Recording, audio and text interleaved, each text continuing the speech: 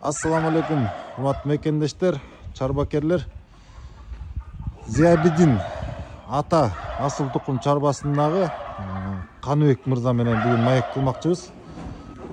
Рейна Кенч чарбасы 1 ноябрда ушул аргын симментал букаларын Зиябидин ата чарбасына алып келип бергенбиз проекттин негизинде. Ассаламу алейкум. Кандайсыңар? Келип калды. Жакшы турасыңарбы? Аманчылык, мал жан, бала окура, үй бүлө, амал ыймандар жакшыбы?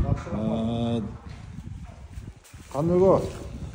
Мо букалар 1 ноябрда сарайыңарга келип түшкөн да. Бул 1 ноябрь күнү сарайга байландык. Ошондо 1 ноябрь, декабрь, январь 2,5 ай. Почта 2,5 ай экен да. 75 күн болду да. Булар таладагы эле, жайыттагы букачарлар эле. Мына бүгүнкү күндө Каныбек абанын 2,5 айдан кийинки букалардын семиришин, чарбадагы кандай иштер болуп атканына дагы бир ирет келип бир чыгарылыш кылып кетейин дедик. Биз дагы үйрөнчү нерселер бар.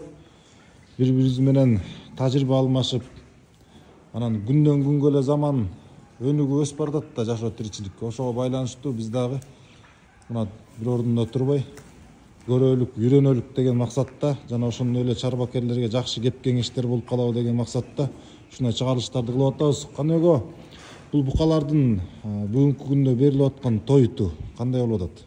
Булар бүгүнкү күндө эртең менен 2,5 килограмм жем жейт. Анын ичинде 1 килограммы будай жана дробленый жанчылган. Анан 1 килограммы арпа, 1,5 килограммы күнжара. Жана менен пахтанын эмеси. Ошо менен эртең менен аны биз эме өзүнүн арабалар бар, ошо жибитип коебуз. Кечке мал аны эртең менен беребиз. Эртең менен аны бергенден кийин аркасынан буну берип бүткүчөн уже жеп бүтөт, анан саман беребиз. Саман 10 букага 1 саманды бөлүп беребиз. Бул эртең менен.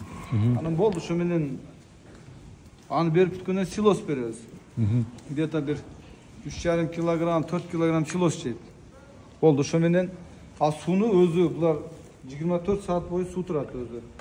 Ичкенде азайганда кайрадан толот. Ошентип кете берет. Кеткен анан ошо менен кечке мал дагы ошол башталат. Самандын ордуна биз беде беребиз. 10 башына бир пресс, бир түк беде беребиз. Болду, ошо менен ушу букалар карайт, анан анча-мынчасыны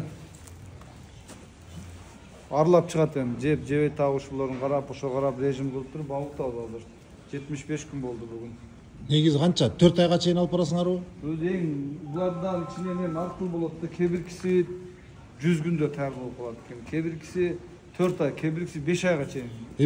Силер буларды өтө баягы нык бордобойсуздар кандай кыласыз? Ушуну 4 ай болуп калса, бордош үчүн 6 ай убакыт кетет, анда май көп болуп кетет да. Май көп болуп кетет. Ошого биз 4 ай, 5 ай, 3 ай ушундай темпте бордоп атабыз.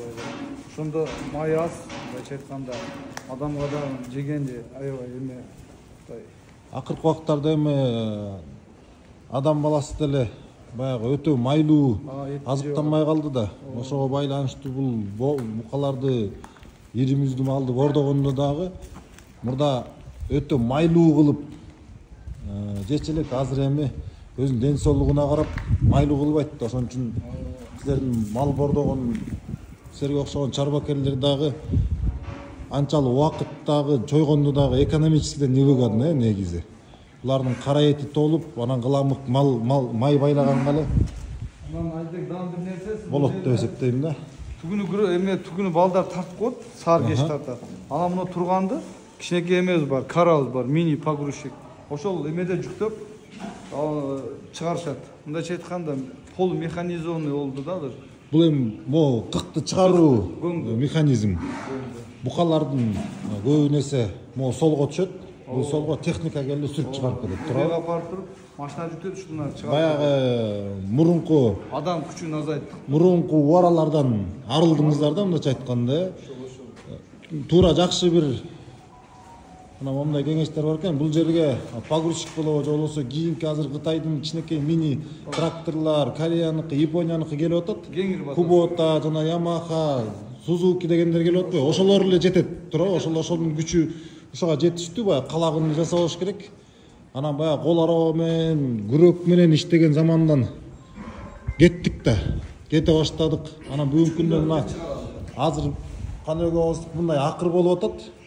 Эми бирок келечекте жанагындай кармовой стол деп коебуз да.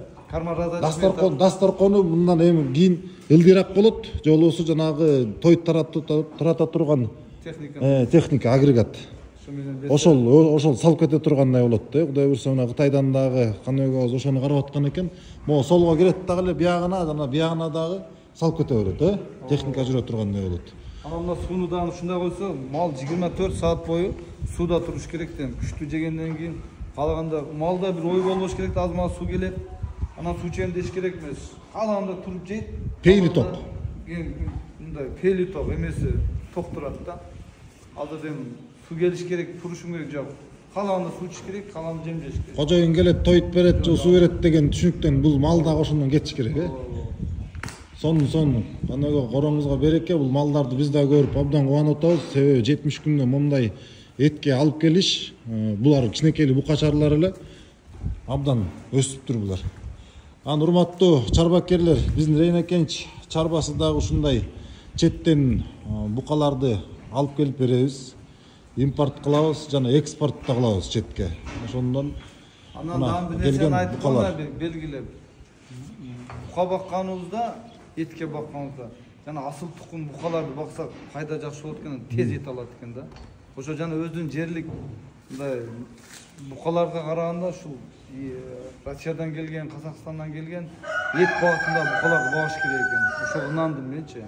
Анан биздин Кыргызстандагы ушул мал менен алек болуп аткан чарбакерлерге кандай кеңеш берип кетет аласыздар? Мисалы үчүн эт багытына көздөгөн, эт багытынын тарабын азыр эт багытында ушул көбүнчө Симментал, Авликол, Ангус, анан жанагы Герефорд дагы. Герефорд бар. Герефорд ошол малдардан сөзсүз эле таза кандуу эмес, аргындашкан бакса да мага жакшы иток берет экен. Биздин тоолуу шартка байланыштуу ошо бизге аргындар көбүрөөк чыдайбы дейм да. Мисалга биздин жергиликтүү уйларга ошол Герефорд, Авликөл, Ангустарды коюп ошолордон түшкөн аргындарды анан бордой турган болсок, азыр Айбек биз бул жакта ошол Ангустан түшкөн торпоктор бар. Ошону көрсөтөйүн мен. Жүрүңүздөр анда ошол жакка.